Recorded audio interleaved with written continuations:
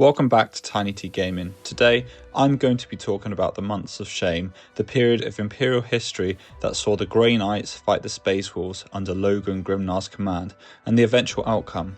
Before I do though, please like and subscribe if you enjoyed the video.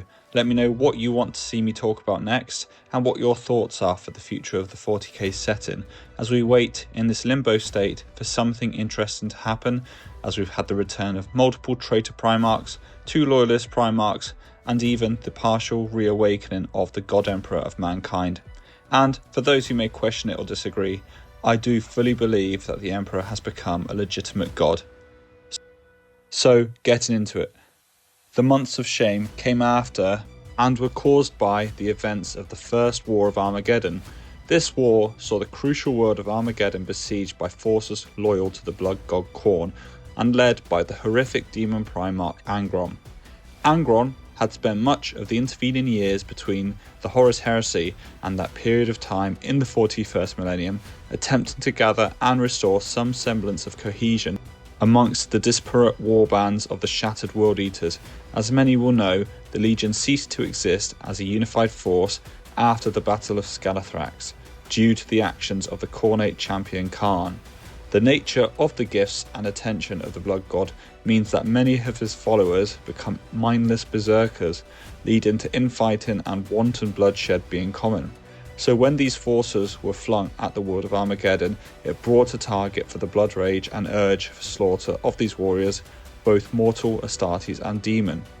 The fighting was horrific, but Logan Grimnar mobilised his Astartes well, harnessing the defenders of the world along with other Imperial Guard regiments to ensure the safety and survival of the world's populace. Knowing he could not banish the demon Primarch, he called for the aid of the secretive Grey Knights, the militant arm of the Ordo Malus. As the edicts dictated, only the chapter master of any chapter was meant to know of the existence of such warriors, with regular Astartes often needing to have their memories wiped after exposure to the Grey Knights, who are warriors of the God Emperor's bloodline himself. In the culmination of the war, 109 Grey Knights teleported down to the planet below.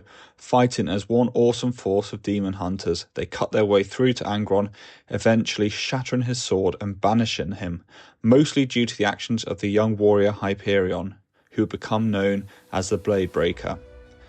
Including Hyperion, only 13 of this Astartes strike force would survive, though Angron was banished for 100 standard Terran years.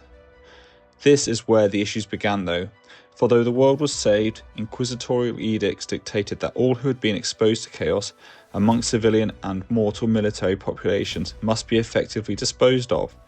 Logan Grimnar railed against this, for he and his warriors had fought, bled, and many wolves had died to ensure the continued survival of these people.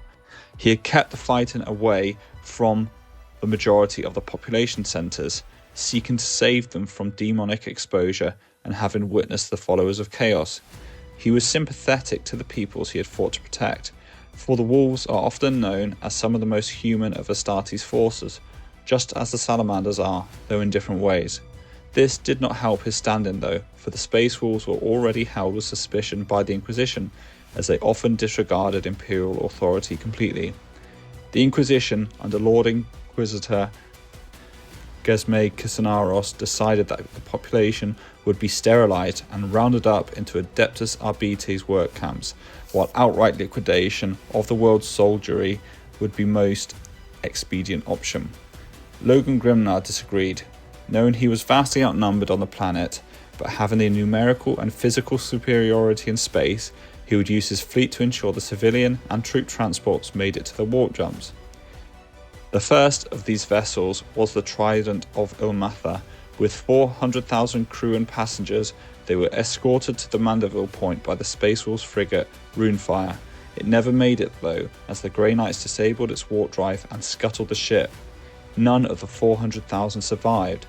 Such was the war begun, Grimnar having tested the Inquisition and his bluff being called. With all the evidence of the Inquisition's conviction, Grimnar quickly ordered all Wolves' vessels to shepherd and protect the transports en masse as they entered orbit in one go, to collect the population and soldiers from the planet. Kisnaros had tried to reason with Grimnar, though seeing he had little option, the Inquisitor ordered his own forces to open fire. As this first exchange of fire began, the Wolves were reinforced by more ships of their chapter's fleet, led by the battle barge Gilfarheim, translating in system with perfect timing. Seeing the Wolves had naval superiority, the inquisitorial forces broke off their assault, allowing the Wolves to get the populace into the warp. Now the purges began in horrific earnest, as ships full of witnesses went deeper into the wider Imperium. As per all containment protocols, the Inquisition cleansed every individual, station and ship that came into contact with the survivors of the war, no matter how fleeting that contamination had been. The Grey Knights too were involved in this, led by Grandmaster Joros and a force of the 8th Brotherhood of his chapter. He enacted exterminatus and other cleansing actions as his own force of Grey Knights grew, drawing more and more of his kin to the fight. Joros was soon Cisneros' advisor on dealing with Astartes, for the latter had no experience of such warriors. The former advised on meeting the Wolves with strength, as this was what they would respect, so the Inquisition forces must always hold the upper hand with perceived strength in all interactions.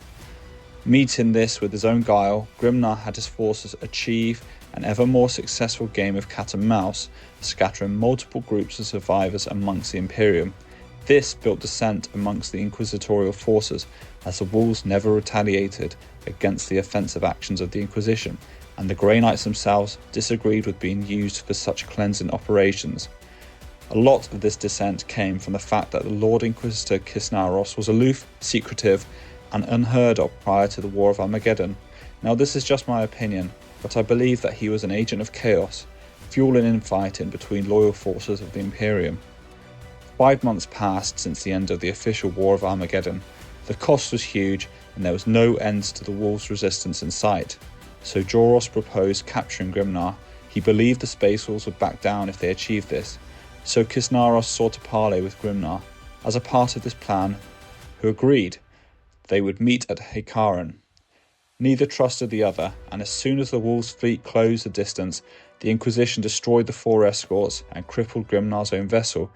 Cisneros then invited Grimnar to meet him and surrender. Grimnar, with his 3 remaining Wolf Guard, travelled to the Fire of Dawn, where all Inquisition hierarchy were present, as well as the Grey Knights. Grimnar refused to surrender, wanting to know who had ordered the attack on his parley forces. It had been Lord Joros of the Grey Knights. Incredibly fast for a warrior in Terminator armour, Logan Grimnar beheaded the Grey Knight. He then refused peace and teleported back to his damaged vessel, killing more Grey Knights in the process. With these deaths, the conflict ramped up dramatically. The Grey Knights sought the aid of the Red Hunters, and all-out war began in earnest now. Fenris was besieged by a fleet of the Inquisition, and the Space Wolves then rallied to their homeworld. Logan Grimnar teleported aboard the Inquisition flagship, wreaking havoc and killing all he deemed culpable for this miniature civil war. The killing only ended when Bjorn the Fell-Handed teleported aboard and bade his brothers to stop the madness. A peace was achieved, though uneasily. The Grey Knights and Red Hunters withdrew, and the Space Wolves declared that if any Inquisition ship entered the Fenrisian system again, they would be fired upon without warning. That was the Months of Shame, and that was the action that saw the Grey Knights and the Space Wolves fight. I hope you've enjoyed this crucial tale of Imperial lore. Thanks for watching, and I'll see you in the next one.